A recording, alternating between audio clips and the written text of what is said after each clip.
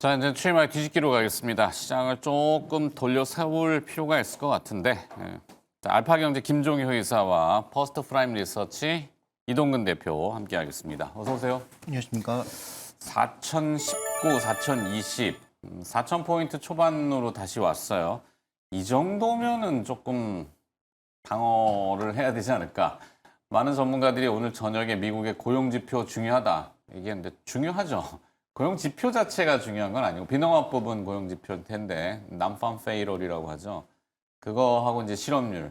근데 그것을 데이터를 받아들이는 채권 시장이 중요하죠. 채권 시장의 금리, 시장 금리가 어떻게 되느냐인데 지금 아시아에서 뭐 미국 주가지수 선물은 사실 전산거래니까 뭐 조정받는 거는 그냥 그렇다 치고 미국 국채 시장에서의 시장 금리는 조금 내려갑니다. 내려가고 우리 국채 가격도 조금 오르면서 시장 금리는 내려가는데 주가는 지금 민감해요. 브로드컴이 지금 3일째 두들겨 맞아갖고 20% 마이너스 20%인가요? 뭐 이 정도면은 대충 맞은 것 같긴 한데 두 분 생각은 어떠세요? 일단 뭐 시장이 속도 조절을 하고 있는 것, 그다음에 뭐 11월부터 지속적인 기간 조정을 하고 있는 것은 우리 연간 수익률이 70%라는 걸 생각해 보면 뭐 너무 당연한 일이다라고 보고 있고요. 다만 이제 미국 시장도 특징을 조금 보시면 그 개별 종목의 변동성이 굉장히 커지고 있는 상황이거든요. 네, 연말은 항상 뭐 마켓이 얇으니까. 네, 그렇죠. 그래서 양자 뭐 관련주라든지, 그 다음에 지금 뭐 네오클라우드 종목이라든지 이런 것들 뭐 급등했다 급락했다를 반복하면서 어제 뭐 로봇 청소기, 아이로봇 아까 얘기했지만.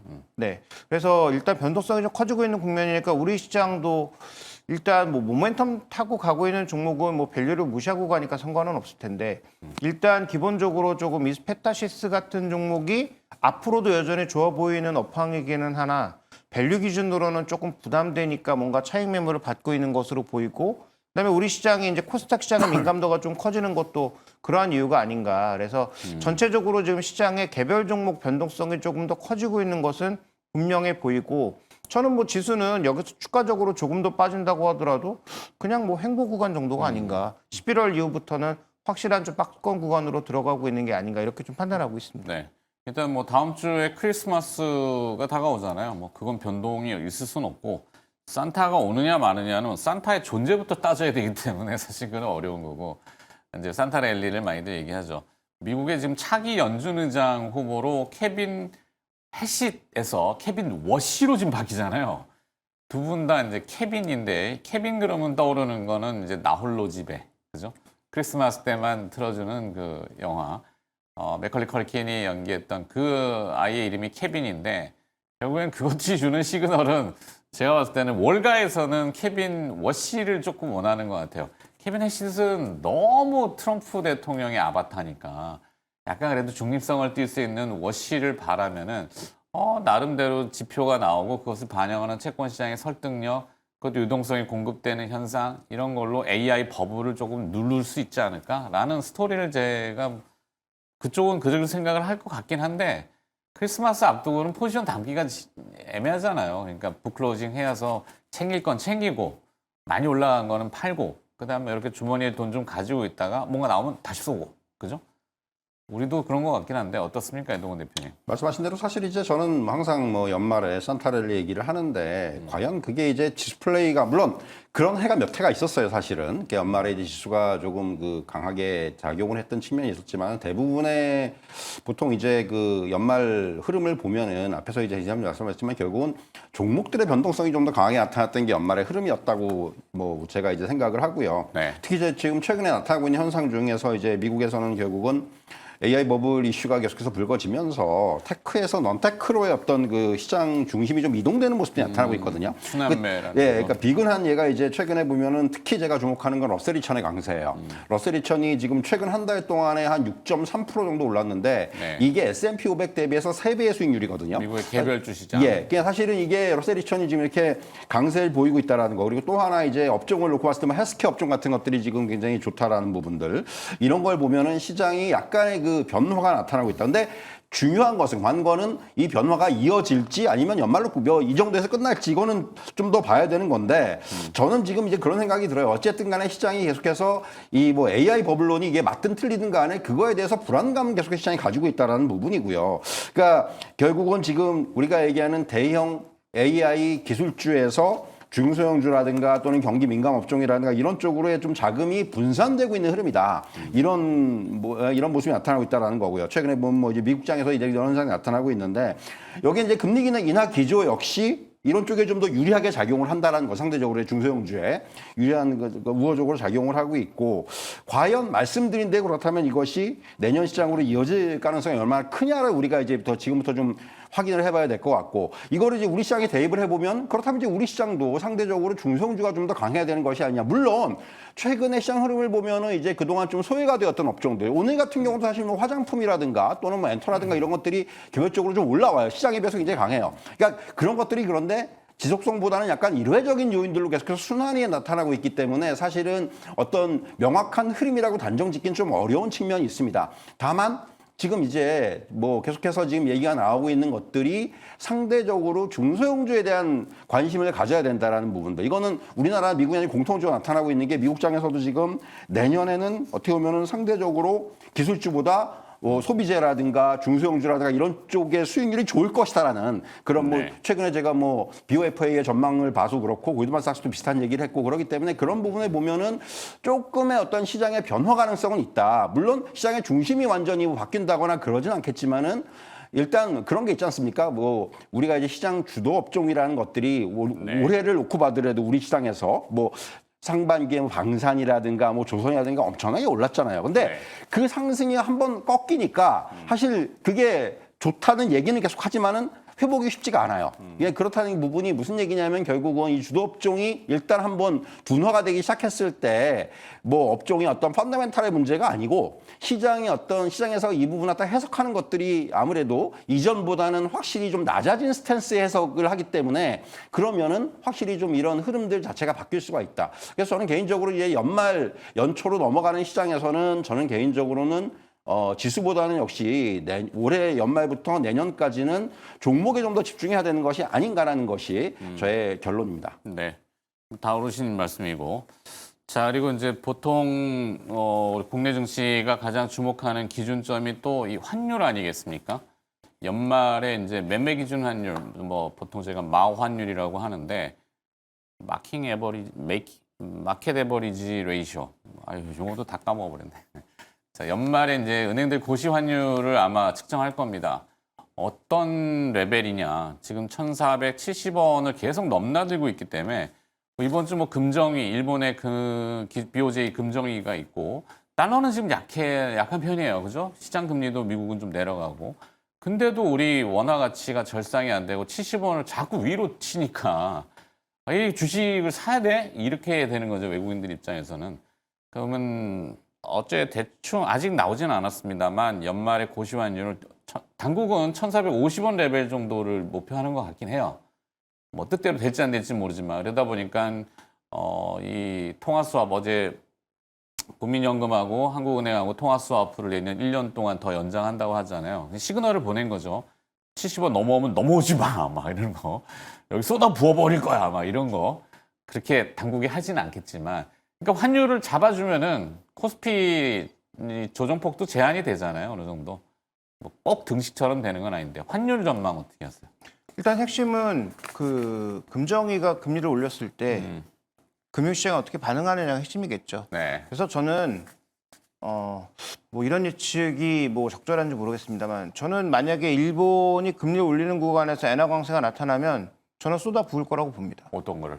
원화의 강세를 위해서 쏟아 부을 거라고 봅니다. 오히려 포지션을. 이때다 싶어가지고. 네, 그래서 환율을 시장에 좀더 끄트러낸다. 뭔가 움직임이 있으면 그 움직임을 확대하려는 모습은 분명히 보일 거라고 봐요. 그래서 환율이 반대로 움직일 때도 스무딩 오퍼레이션을 하는 것처럼 만약에 1,450원으로 향해 내려가는 방향이 있다라고 하면 그 방향에는 저는 쏟아 부을 거라고 봅니다. 그래서 뭔가 레벨을 맞춰 놓으려는 시도는 분명히 있을 거라고 보고 이때다. 그러니까 기업들한테도 막 전화해놓고 달러 팔 때 요때 같이 한번 팝시다. 그래갖고 환율을 한번 잡아봅시다. 뭐 이런 식으로. 그러니까 그게 뭐 성공 여부는 알 수 없죠. 말씀해 주신 대로 성공 여부는 알 수 없지만 저는 뭐 시도는 있을 가능성이 높다라고 보고 있고요. 그렇겠죠. 그걸 뭐 대외적으로 우리가 한다 뭐 이렇게 발표할 리도 없고 그럼요. 했다고 하더라도 했다고 했을 리도 없죠. 그래서 저는 뭐 시도는 분명히 있을 거라고 보고 그 타이밍은 아마 금정의 결정에 금융시장이 어떻게 움직이는지를 보고 결정할 가능성이 높다. 이렇게 좀 보고 있습니다. 그렇죠. 맞는 말씀이세요. 그러니까 어떤 시의적절하게 시효성을 내려면은 타이밍이 중요하죠. 뭐 밖에서는 막 달러가 강한데 거기다 대놓고 지금 부어버리면은 효과도 없고 그렇죠. 돈만 쓰는 경우가 생기기 때문에 아주 뭐 좋은 편인 것 같아요. 그러니까 오늘 저녁에 미국의 고용 데이터가 여러 전문가들 얘기한 대로 일단은 조금 낮게 나와서 미국 시장금리, 국채금리가 내려가고 달러가 약세가 되고 그다음에 주 후반 금정위가 금요일로 지금 제가 알고 있긴 한데 그 타이밍이라면은 오늘 코스피 4,000포인트 초반은 한 번쯤은 접근해 볼 필요는 있을 것 같아요. 그죠? 뭐 저의 생각입니다. 틀릴 수 있어요. 틀리면 어떡하지? 사실 뭐 지금 말씀하신 대로 국께서 말씀하신 대로 저도 지금의 지수대에서는 크게 뭐 이게 뭐 사실 뭐 이 접근이라는 측면에서는 동의를 하는 게 왜냐하면은 뭐 최근에 이제 지수의 변동폭이 좀 나타나기도 하고 그리고 이제 어쨌든 간에 지금 미국에서의 어떤 그런 여러 가지 그 좀 부정적인 요인들이 시장에 반영되고 있긴 하지만은 이번 주에 이제 저는 주목할 만한 지표는 역시 뭐 오늘 이제 나오는 뭐 고용 데이터도 중요하고 네. 향후에 나올 뭐 CPI라든가 PC도 중요해요. 그런데 역시 제일 중요한 건 좀 마이크론 실적이라고 마이크론 생각을 합니다. 결국 이제 마이크론이 뭐 제가 보기에는 뭐 이 앞에서 이제 우리가 실망을 안겨도 오라클이라든가 브로드컴과는 좀 다른 결이라고 생각을 하거든요. 사실은 마이크론은 아시겠지만 삼성전자하고 SK하이닉스하고 이제 같은 급이잖아요. 이제 그렇죠. 그렇게 봐야 되기 때문에 1, 2, 3위에 2, 3위 왔다 갔다 그렇죠. 하고. 이제 마이크론 같은 경우는 이번에 당연히 지금 반도체 어떤 우리가 얘기하는 슈퍼 사이클이 본격적으로 실적이 반영되는 그런 흐름이기 때문에 지금 삼성전자나 SK하이닉스도 4분기 실적부터 당장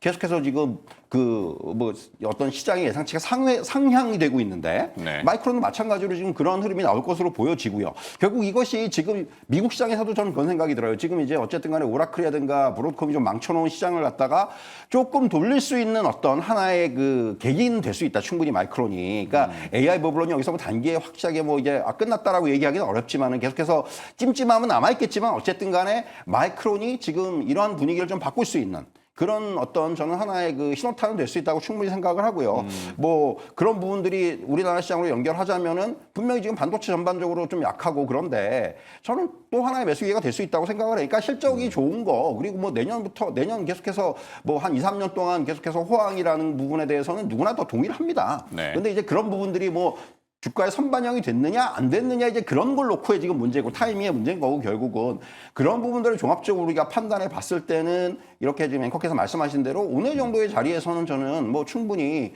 접근이 가능한 것이 아닌가 이것이 반도체가 됐건 아니면 뭐 많이 빠지는 업종이 됐건 간에 네. 저는 뭐 그런 말씀은 충분히 드릴 수 있을 것 같아요. 알겠습니다. 내일 또 빠지면 우리 다 같이 휴가 가는 걸로. 자, 섹터별로 좀 구백해 봤을 때 한때 이제 조방원, 뭐 조선방산, 원전 그다음에 이제 방산이 좀 늘어지고 있어요. 물론 여러 가지 요인이긴 합니다만 대형주에 대한 투자 경고 이런 것들이 이슈가 됐잖아요. 하이닉스도 그랬고 두산 에너빌리티도 그랬고 지금은 한화 에어로스페이스까지 한화 에어로스페이스 주가가 좀 거칠다 보니까 이게 투자 경고 때문에 이런 거야? 라고 생각할 수도 있지만 일견 보면은 유럽 쪽이 조금 둔화되잖아요. 유럽이 이제 연합체잖아요. 여기가 이제 나토라고 하는 북대서양 조약기구가 있고, 근데 이제 개별 국가들을 거래하다가 폴란드나 이런 데가 왜 연합에 속히지도 않은 한국 거를 그렇게 갖다 써?라고 연합 내에서 약간 태클이 있는 것 같아요. 그러니까 연합 내에 뭐 독일이라든지 뭐 이런 나라들의 생산 거를 또 이 내부에서 써야 되는 거 아니야? 라는 이슈 때문에 방산이 좀 주춤한다는데 맞습니까? 근데 이제 그건 말이 안 되는 게 일단 그 납기를 맞춰줄 수 없고 물량을 맞춰줄 수 없는 국가에서 무엇을 가져다 쓰겠다는 건지 그러니까 예를 들어서 기다릴 수 있는 국가 뭐 프랑스 네. 같은 국가는 기다릴 수 있겠죠. 뭐 예를 들어 탱크 바꿀 때 기다릴 수 있는데 당장 러시아가 눈앞에 다가와 있는 이 동구권 국가들 입장에서는 언제 가져올지도 모르는 레오파드 전차를 기다리는 건 날 잡아잡수라고 기다리는 것과 똑같지 않습니까? 그래서 그 동구권 국가는 아마도 유럽이 그렇게 압박하더라도 납기를 맞추지 못하는 것에 대해서는 당연히 뭐 한국이 됐든 빠르게 만들어줄 수 있는 국가 걸 선택할 수밖에 없다라고 보고 있고요. 우리의 강점이 납기를 정확히 맞춰주고 빠르게 갖다 주는 거. 거기다 기술 이전. 기술이죠. 네, 그다음에 이제 또 하나의 포인트는 만약에 유럽에서 정말로 그런 제한이 나타날 수 있죠. 유럽은 연합체니까 하지 말자라고 억지로 강요하면 뭐 사고 싶어도 기다릴 수밖에 없는 그런 상황이 올 수도 있는데 그러면 그쪽에서 설마 둔화된다고 하더라도 얼마 전에 나타났던 페루 쪽의 3조의 그 수준은 저는 좀 의미가 있다라고 보는 게 지금 그 제3세계 국가 옛날에 인도가 이끌었던 그 제3세계가 전부 어디 무기를 갖다 쓰고 있습니까? 전부 네. 소련제거든요. 그러니까 그때 뭐 T전차, 그 구닥다리 전차를 50년째 쓰고 있는 건데 네. 페루가 이제 그걸 바꾸기 시작했다라는 거죠. 그러면 인도를 포함해서 그때 제3세계 국가들이 소위 이제 글로벌 사우스라고 하는 대부분의 국가가 다 마찬가지였는데 전부 교체 시기가 되지 않았을까? 아무리 뭐 잘 고쳤다 한들 교체 시기가 됐다라면 우리에게 돌아올 수 있는 기회는 글로벌 사우스에도 충분히 있다라는 거죠. 그래서 네. 전 장기 흐름을 의심하지 않는데 단기적으로는 뭐 차익 매물 좀 흘러나오고 사는 사람 없으면 주가는 조정받을 수 있죠. 그러니까 신규 매수 쪽 관점에서 접근하시는 분들은 저는 뭐 ETF 형태도 나쁘지 않고 대표주 종목군들의 조정 시에 뭐 신규 매수 정도는 좀 가능하지 않을까라고 보고 있는데 네. 일단 뭐 단기적인 주가 변동성은 여전히 좀 남아있다 이렇게 보고 있습니다. 거기에 또 한 가지 트럼프 대통령이 오늘 아침에 또 이제 늘 많이 얘기하지만 존재감. 자, 러시아와 우크라이나의 종전. 그 어느 때보다도 가까워져 있다. 이 종전은 또 방산주에 어떤 영향을 줄까요? 사실 뭐 트럼프 대통령의 지금 이러한 그 발언 하나하나는 사실 이제 시장이 과거처럼 그렇게 그거에 대해서 뭐 민감하게. 굉장히 민감하게 반응하지는 않는 것 같아요. 사실은 뭐 중전은 그러니까 전 대바지 되는 거라고 생각을 하고 있고 지금 젤렌스키라든가 또는 이제 푸틴이 그렇게까지 뭐 지금 어떻게 보면은 굉장히 진짜 그 속을 알 수 없다는 생각이 들어요. 요즘 점점 제가 요새 생각하는 게 이게 과연 트럼프 대통령의 뜻대로 될까라는 생각을 하고 있기 때문에 또 이게 좀 늘어질 수도 있어 보이고요. 그리고 결국은 저는 지금 방상관에서 앞에서 이제 이사님도 말씀해 주시지만은 사실은 이거는 결국 이제 또 타이밍의 문제다. 다만 이제 제가 이제 좀 주목하는 것은 올해와 내년에 조금 이제 달라질 수 있는 흐름은 지금 방산에다가 추가적으로 이제 우주항공이라는 그런 또 재료를 갖다 붙일 수가 있다라는 얘기예요. 네. 지금 사실 스페이스X 때문에 최근에 좀 난리를 치다가 최근에 오늘은 좀 조정을 받고 있는데 막 우주항공 관련주라고 이제 이런 그 테마주들이 그런데 이제 사실은 그것도 중요하지만은 저는 이제 결국은 이 방산 기업 중에서는 아시다시피 이제 우주항공 쪽에도 발을 담그고 있는 기업들이 많습니다. 우리나라만 하더라도 한화에어로스페이스가 대표적이잖아요. 네. 한화에어로스페이스는 사실은 우주항공 쪽에서 우리나라 이제 그 정부 주도의 어떤 우주항공 산업을 민간으로 이양했을 때 가장 이제 그 핵심이 될 수 있는 게 한화에어로스페이스란 말이에요. 그래서 우리 공공연하게 한국의 로키드 마틴이라는 얘기가 나오는 거고 어쨌든 간에 이런 부분을 감안했을 때 이게 이런 그 우주항공 산업의 새로운 부상이 방산 쪽에는 하나의 또 추가적인 모멘텀이 될 수가 있다는 거죠. 그것이 확장이 될 수가 있다는 거예요. 그러니까 지금 방산 관련주들 사실 저는 그런 생각이 들어요. 올해 이제 가장 좋았을 때가 한 7, 8, 9월 정도였어요. 무슨 얘기냐면 거기가 그때가 우리가 얘기하는 시장이 이제 기대했던 대형 수주들이 빵빵 터질 때예요. 네. 그리고 나서 이제 좀 이제 급속도로 이제 이게 약화가 됐는데 왜냐하면 이제 시장은 이미 굉장한 것들을 봤어요. 이제 뭐 주가가 많이 오르는 것도 봤고 뭐 몇 조짜리 수주가 계속 나오는 것도 봤고 했는데 이제 그만큼의 어떤 시장의 기대치만큼 눈높이에 못 미친다라는 거죠. 마치 우리가 이제 뭐 올해 2분기 뭐 1분기 2분기 때 화장품주들에 대한 기대가 정말 하늘 끝까지 있었는데 실적이 그거에 못 미치면서 주가는 빠졌단 말이에요. 지금 방산주고 약간 결은 다르지만은 일단 뭔가 과거만큼의 그렇게 과거라는 게 뭐 올해 이제 상반기 정도에 그건 네. 대형 수주들이 지금 일단은 지금 스탑이죠. 그러다 보니까 이런 부분들이 상대적으로 지금 계속해서 시장에 실망감을 좀 불러일으키는 게 아닌가 생각이 들고요. 그런 측면에서 저는 방산주는 결국은 이제 좀 때를 기다려야 되는 때다 이렇게 좀 말씀을 드릴 수가 있겠고. 방산이라는 이름으로는 조금 그렇죠. 부정적이죠. 그러니까 그래서 이제 말씀드린 대로 여전히 뭐 글로벌 환경이 달라진 건 별로 없어요. 네. 올해 이제 내년은 오히려 지금 이번에 중동에서도 뭐 좀 평화로운가 했더니만 또 이제 뭐 시리아 IS에 또 이제 그 미국인 또 이제 피살이 안 하다고 이런 거 보면은 역시 진학적 리스크라는 건 계속 상존을 할 거고 여기에다가 말씀드린 대로 우주 항공과 관련된 이슈들이 이런 쪽으로 좀 접목이 되면서 사실은 내년에는 그 부분이 조금 어떻게 보면 하나의 키가 될 수도 있겠다. 그래서 오히려 저는 이게 조정이 나올 때는 하나 에어로스페이스 같은 종목에 대해서 또는 하나 시스템 핵심 같은 종목 이런 종목들은 조금 우리가 또 한번 타이밍을 잡아보는 그런 전략이 충분히 가능하지 않나 이런 말씀을 좀 드리겠습니다. 매수 전략으로. 그러니까 방산이라는 개념보다는 약간 우주의 개념으로 우주 방위까지는 모르겠고 우주 데이터 센터도 얘기하잖아요. 뭐 이런 건 어떻게 보세요? 우주의 개념은 좀 포괄적이긴 한데. 일단 우리가 그 신성장 동력을 좀 채워야 잠재 성장률이 올라가니까. 그렇죠. 국민 성장 뭐 150조 펀드 뭐 이런 그러니까 것도 그것뿐만 아니라 지금 우리의 잠재 성장률이 기존 산업으로는 더 이상 올라갈 수가 없잖아요. 있고. 네. 그러니까 결국은 미래 산업을 무언가 계속 당겨낼 수밖에 없는데 그게 이제 하나가 AI를 통한 뭐 산업의 전반적인 혁신 성장을 끌어올리는 것도 하나 있을 테지만 우리가 잘 못하고 있는 우주항공을 포함한 이런 신산업들을 장착을 해서 정말 선진국 대열에 올라설 수 있는 발판을 만드는 것도 중요하죠. 그래서 정부가 이제 R&D를 포함한 다양한 자금들을 이쪽에 쏟아붓고 있다 보니까 뭐 우주항공과 관련돼서는 미래 방향성에 대해서는 저 100% 동의하는데 다만 뭐 주가는 제가 보기엔 쭈글쭈글 할 가능성이 높죠. 네. 뭐 일방적으로 올라갈 가능성보다는 쭈글쭈글 할 가능성이 높기 때문에 중장기적인 시각을 가지고 뭐 하나 에어로스페이스, 하나 시스템, 한국항공우주 뭐 이런 종목군들에는 관심이 좀 필요하지 않나라고 보고 있습니다. 네. 요즘 고스토로 테마가 짱이군요. 고스토로? 고스터미널. 네. 대단한 것 같아요. 자, 여기서 마무리하겠습니다. 시장 접근을 해봤고요. 뭐, 요 짧은 시간 안에 확 뒤집기는 어려워도 올해도 우리가 또 조정이 좀 과하다 싶으면은 이건 아닌데라는 뭐 그런 반어적인 반론을 많이 제기했는데 설득이 되셨나 모르겠습니다. 두 분과 함께 했고요. 퍼스트 프라임 리서치 이동근 대표와 알파경제 김종효 이사였습니다. 고맙습니다.